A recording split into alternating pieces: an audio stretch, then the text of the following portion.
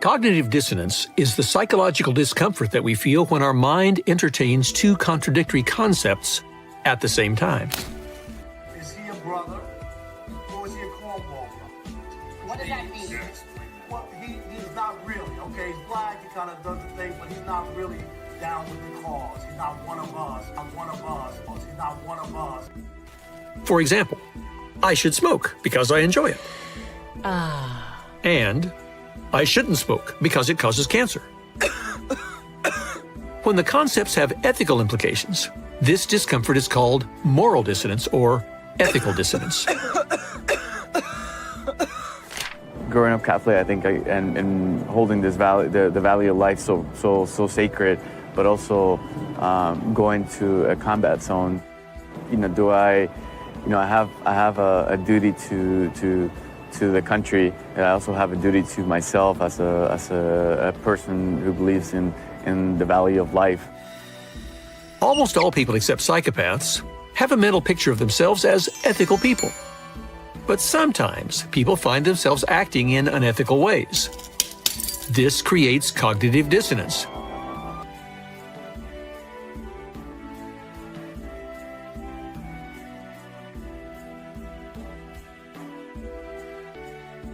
The important thing is how people resolve that moral dissonance. For example, suppose you think of yourself as a good person, but your boss asked you to mislead customers about the reliability of your company's new product.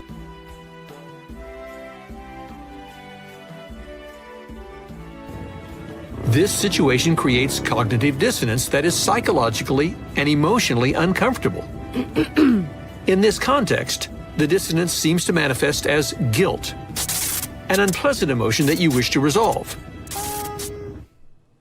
Now, some people will react to this dissonance by refusing to mislead customers, opting to resolve the conflict by acting honestly in order to preserve their self-image.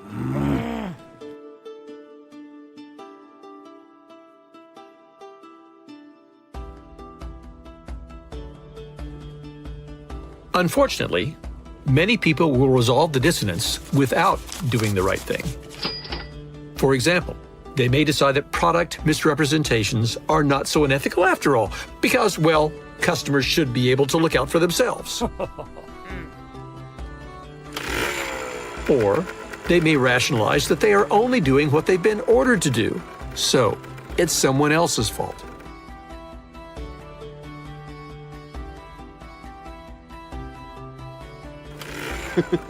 Or they may try to learn as little as possible about the product so that they can view their misrepresentations as innocently ignorant rather than intentionally dishonest.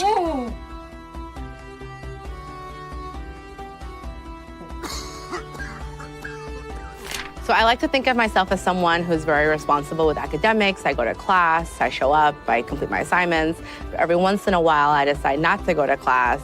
So sometimes I'll tell them I'm not feeling well or some other excuse that may or may not be completely true.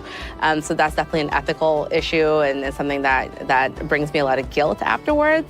But then I also do a lot of rationalizing of it away and do a lot of rationalizing of it away and thinking, oh, everyone does it, it's not a big deal. And thinking, oh, everyone does it, it's not a big deal.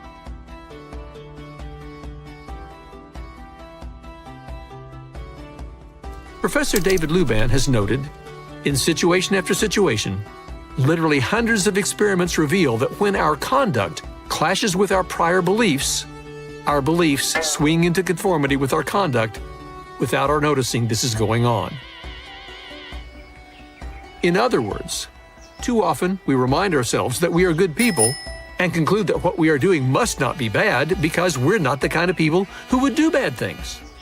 Because we're not the kind of people who would do bad things.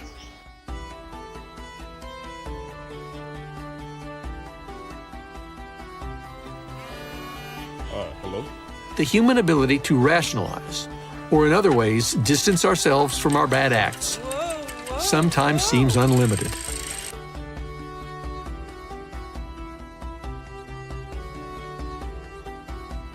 And unfortunately, we can quickly begin to see our wrongdoing as acceptable. It's just where your brain goes. Your brain is trying to help you tell the easiest story. I think some of the most common rationalizations are, no one will know. Well, everyone else does it. I know I shouldn't do this, but it's for the greater good. These things happen. It's not illegal. So I think those are common excuses. I don't know that people usually believe them. There are no easy answers to cognitive dissonance's potential for adverse effects upon our moral decision-making and actions. But here are 3 quick suggestions to help minimize or combat cognitive or moral dissonance. First, never ignore that guilty feeling you sometimes get. Stop and honestly analyze why you are feeling it. Second, study the many means our minds use to distance us from our immoral actions and guard against them. Third and last, get to know the most common rationalizations that people use to excuse themselves from living up to their own ethical standards. And let those rationalizations be a warning to you whenever you hear yourself using them. I think everybody wants to feel like we make good decisions all the time, which can't happen. You know, you want to feel better or good or positive about the decisions you're making, so. It's always easy for us to judge ourselves in a good way and rationalize the things we do. But if you're aware that that's where your brain's going to take you, if you're aware that it's so easy to say, well, this is why I chose to do something, then you can be willing to take the time to say, okay, I know that's what's the fastest route, but if I'm going to reflect on this, how can I not rationalize? How can I not choose to do that bad behavior? Biases. Number 6, the ostrich bias. This is the decision, or rather subconscious decision, to ignore the negative information. It may also be an indication we only want to consider the positive aspects of something. This goes beyond not only looking for the positive information, but this is when there is negative information and we choose to ignore it as an outlier. Sometimes, even when we have a problem, we try to ignore it thinking it will go away. To avoid finding out negative information, we just stop looking for it. Now, this could be a serious crime in many scientific research laboratories and basically promotes ignorance. Serious crime in many scientific research laboratories and basically promotes ignorance.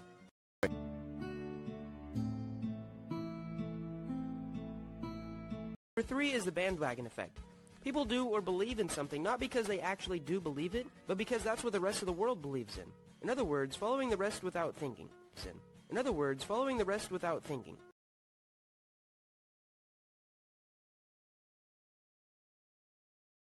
If you've ever heard someone say, well, if your friends jump off a bridge, would you? Then that someone is accusing you of the bandwagon effect. It happens a lot with us. I mean, a lot of people vote for a certain candidate in the election because he's the most popular, or because they want to be part of the majority, It happens a lot in the stock market too. If someone starts buying a stock because they think it's going to rise, then a lot of other people are going to start picking the stock as well. It can also happen during meetings. If everyone agrees on something, you are more likely to agree with them on that object. It's a proven fact. Number 11, selective perception. I like this one. Selective perception is a form of bias that causes people to perceive messages and actions according to their frame of reference.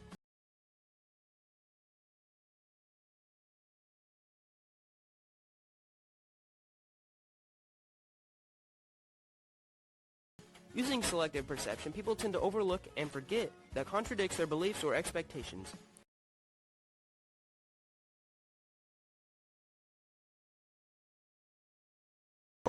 The last one is called the blind spot bias.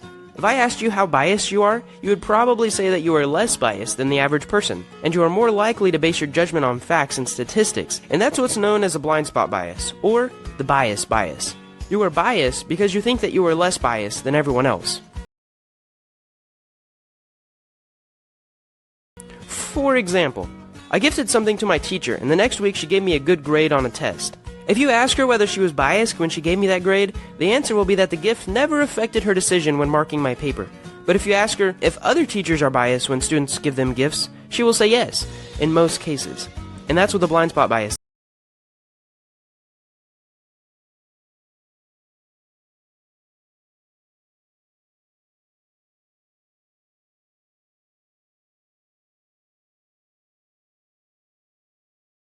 I don't want to be a bully.